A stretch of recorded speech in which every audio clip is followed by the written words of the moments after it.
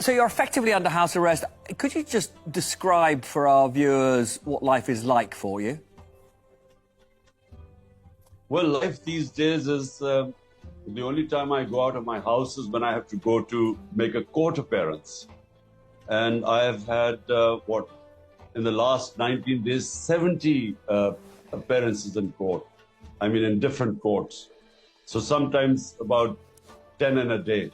So basically, that's my life right now, because all my senior leadership, either is in jail or they're in hiding.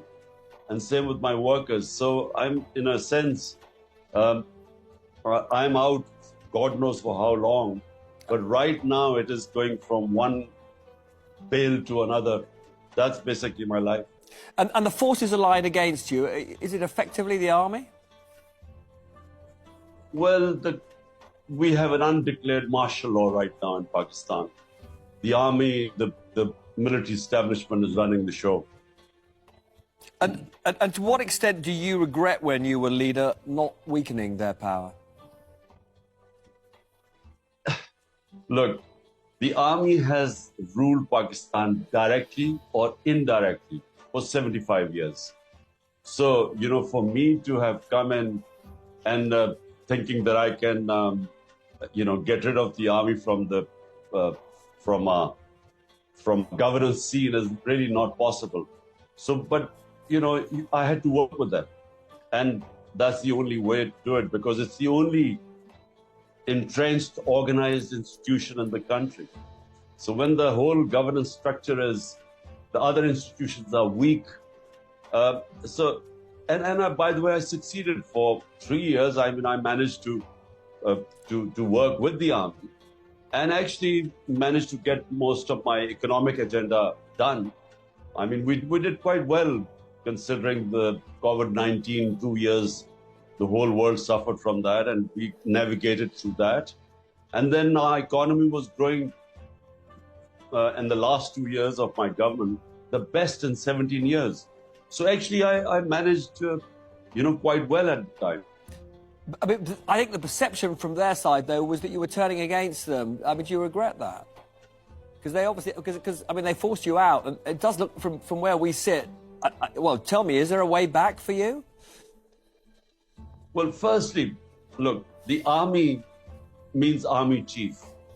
So every army chief comes in, he brings in his own policies, his own ideology, or what, his own point of view. So, army is not a democratic institution, which has a policy made by consensus. So I worked quite well with the army chief, except at the end. And really, it wasn't me, it was the army chief who somehow decided that, he needed to replace me with someone else. But the reason behind it wasn't me doing something wrong, was because he wanted an extension. Right. And he had already made a deal with the guy who's the current prime minister that he was going to give him an extension.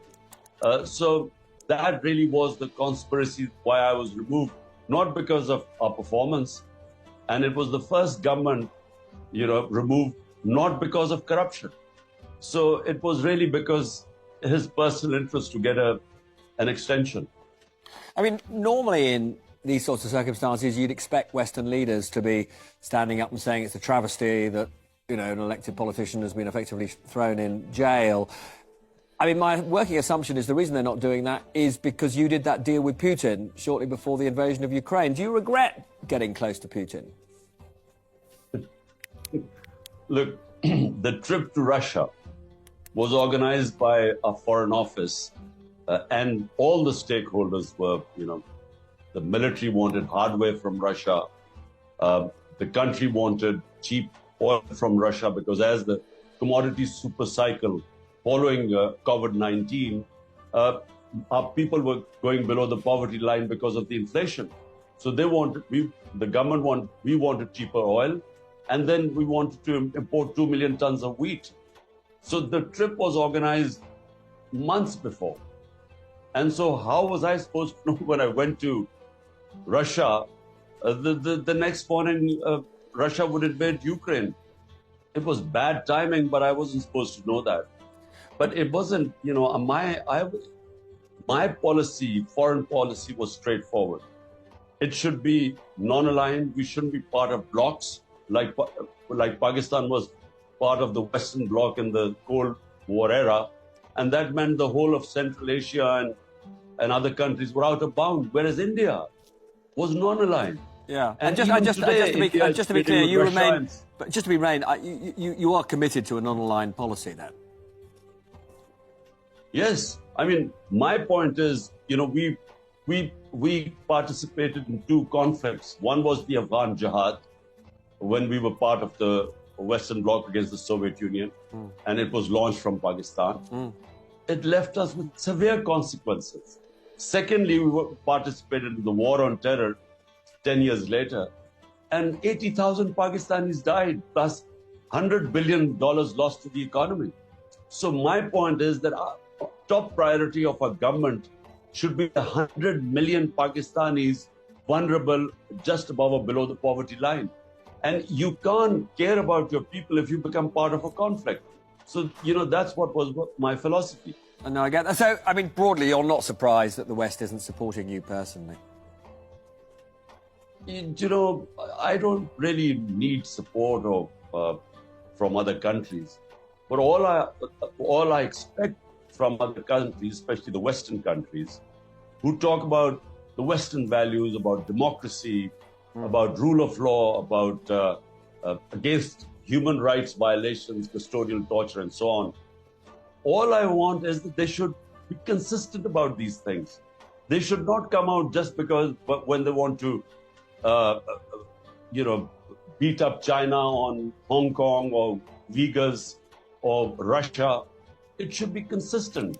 Yeah. Now, Pakistan's democracy is being wound up. It's being dismantled. And it should not be about me. It should be the fact that a country of 250 million people, if the democracy is bound out, rule of law is gone, 10,000 of my people in jails, facing custodial torture, all democratic institutions falling apart under this, basically a martial law, undeclared martial law. I think they should speak out against that, because it's not me, it's 250 million people in this country. No.